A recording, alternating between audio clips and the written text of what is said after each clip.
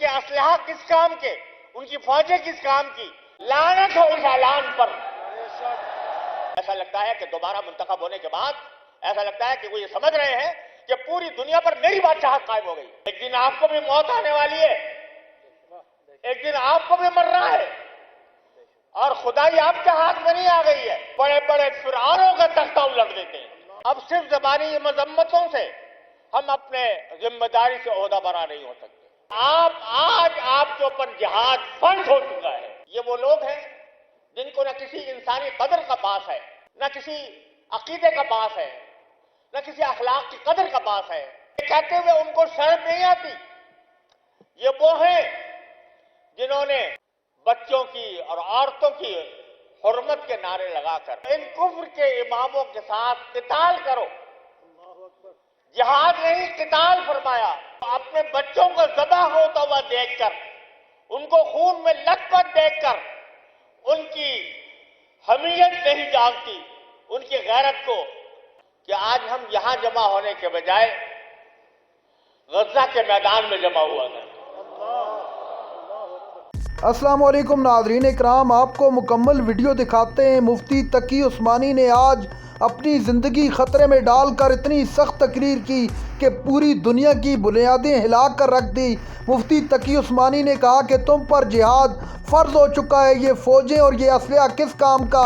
یہاں پر تمہارے ماؤں بہنوں کے پردے چاک کیے جا رہے ہیں، تمہارے بچوں کو شہید کیا جا رہا ہے، اور دشمن کھلے عام گھوم رہے ہیں۔ اب یہ ویڈیو دیکھیے، پھر اس پر بات کرتے ہیں۔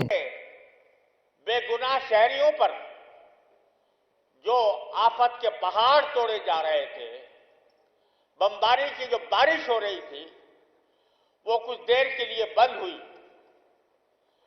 لیکن یہ وہ لوگ ہیں جن کو نہ کسی انسانی قدر کا پاس ہے، نہ کسی عقیدے کا پاس ہے، نہ کسی اخلاق کی قدر کا پاس ہے، نہ ان کو کسی معاہدے اور کسی وعدے کا احساس ہے۔ ساری دنیا کے سامنے غیر ملکی ضمانتوں کے ساتھ کیے ہوئے معاہدے کو توڑ کر آج یہ پھر دوبارہ ان معصوم بچوں پر، عورتوں پر، بوڑھوں پر، مسجدوں پر، ہسپتالوں پر بمباری کر کے اس کو ملبے کا ڈھیر بنا رہے ہیں۔ اور یہ وہ ہیں جن کے بارے میں قرآن کریم نے فرمایا تھا وَإِن نَكَثُوا بَعْدَ أَيْمَانِهِمْ فَقَاتِلُوا أَئِمَّةَ الْكُفْرِ إِنَّهُمْ لَا أَيْمَانَ لَهُمْ۔ یہ وہ لوگ ہیں کہ اس کے بارے میں قرآن نے کہا تھا کہ جب یہ اپنے عہد و پیمان کے باوجود اس سے پیچھے پھرے، فَقَاتِلُوا أَئِمَّةَ الْكُفْرِ، تو ان کفر کے اماموں کے ساتھ قتال کرو۔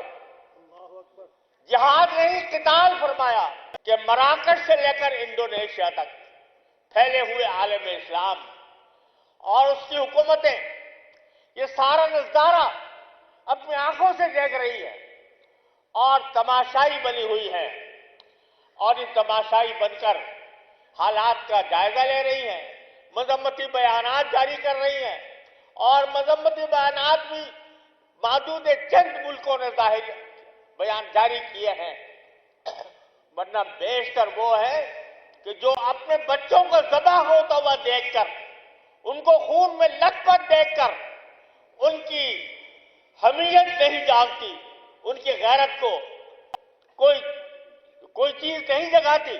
ٹرمپ صاحب کہہ رہے ہیں کہ غزہ کو ہم ان فلسطینیوں سے خالی کریں گے۔ وہ فلسطینی جو صدیوں سے اس جگہ آباد ہیں، ان کو خالی کریں گے، ان کو خالی کر کے وہاں پر تفریح گاہیں بنائیں گے، وہاں پر عیاشی کے اڈے قائم کریں گے۔ یہ کہتے ہوئے ان کو شرم نہیں آتی۔ یہ وہ ہیں جنہوں نے بچوں کی اور عورتوں کی حرمت کے نعرے لگا کر مسلمانوں کو بدنام کیا، جو خواتین کی تعلیم کے نام پر فحش اور عریانی کو فروغ دے رہے ہیں، لیکن ان کو وہ خواتین نظر نہیں آتی، وہ خواتین نظر نہیں آتی جن کے دودھ پیتے بچوں کو ان سے چھین لیا گیا، जिनके सामने उनके बच्चों को ज़बह किया जा रहा है। ऐसा लगता है कि दोबारा मुंतखब होने के बाद ऐसा लगता है कि वो ये समझ रहे हैं कि पूरी दुनिया पर मेरी बादशाहत कायम हो गई है। ट्रंप साहब, एक दिन आपको भी मौत आने वाली है, एक दिन आपको भी मरना है, और खुदाई आपके हाथ में नहीं आ गई है। आप सिर्फ उस शख्स की जान को समझते हैं जिसकी चमड़ी गोरी हो, जो यूरोप का या अमेरिका का बाशिंदा हो, और जिनकी चमड़ी गोरी नहीं है वो आपके नजदीक गुलाम है, और उनके साथ आपका बर्ताव गुलामों जैसा बर्ताव है। लेकिन याद रखो कि गुलाम भी जब अल्लाह तबारक व तआला उनको ताकत देता है तो बड़े बड़े फिरौनों का तख्ता उलट देते हैं। अपनी हुकूमतों से खुलकर ये मुतालबा अब तक नहीं किया कि आज आपके ऊपर जिहाद फर्ज हो चुका है। सारी इस्लामी हुकूमतों पर जिहाद फर्ज हो चुका है। अपने हस्ब इस्तिताअत हर मुसलमान हुकूमत पर जिहाद फर्ज है। अब सिर्फ ज़बानी जमा खर्च से हम अल्लाह के सामने अब कोई जवाब देने के काबिल नहीं। अब सिर्फ ज़बानी मजम्मतों से हम अपने जिम्मेदारी से ओहदा बरा नहीं हो सकते।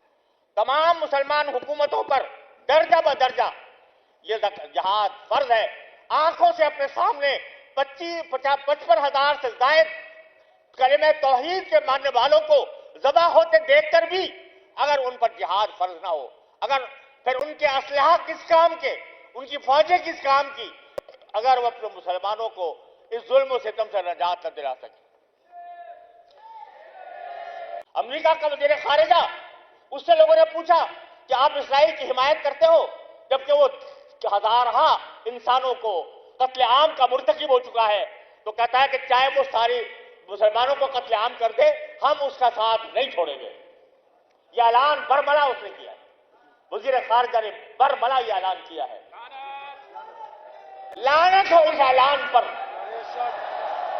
लानत हो इस ऐलान पर। वो कहता है हम इस्राइल का साथ नहीं छोड़ सकते, हम कहते हैं हम फलस्तीन का साथ नहीं छोड़ सकते। हमारी गर्दन उड़ा दो, हमारे घर तबाह कर दो, लेकिन हम फलस्तीन की हिमायत से दस्तबरदार नहीं हो सकते।